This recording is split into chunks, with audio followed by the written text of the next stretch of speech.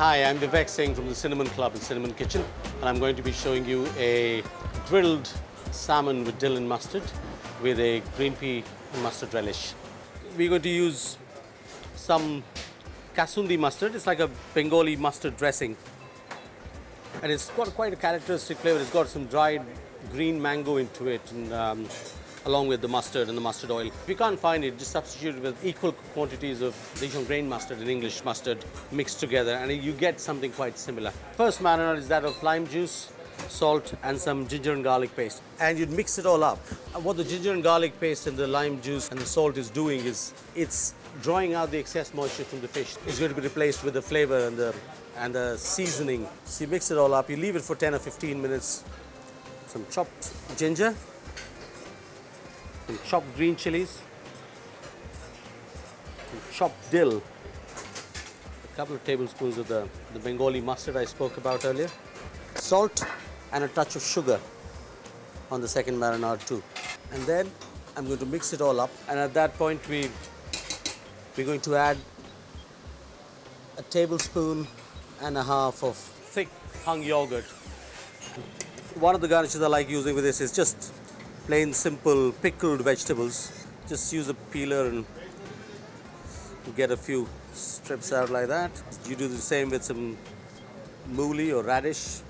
And for the pickling of the vegetables, a bit of white vinegar, some salt and some sugar in it, and a tiny bit of fennel and black onion seeds. For the green pea and mustard relish, we're going to use some frozen green peas or petri poa. I love using petri poa instead of green peas. They're much more sweeter. It doesn't get simpler than this, the green pea relish.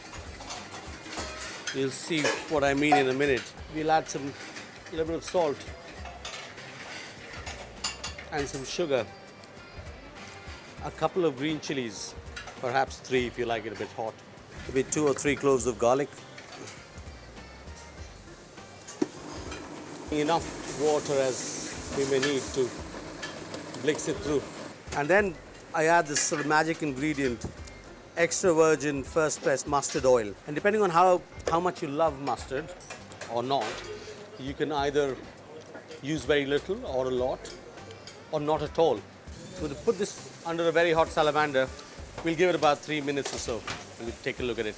But at home you get a really nice results in about between 5 to 7 minutes.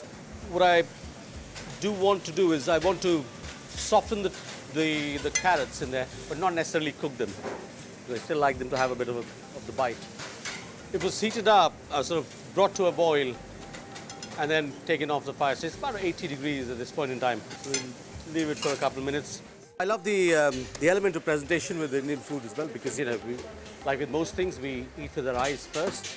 So I'd like to use the flavors and use the other accompaniments to kind of enhance the final dish, just to bring together the flavors, bring together the textures.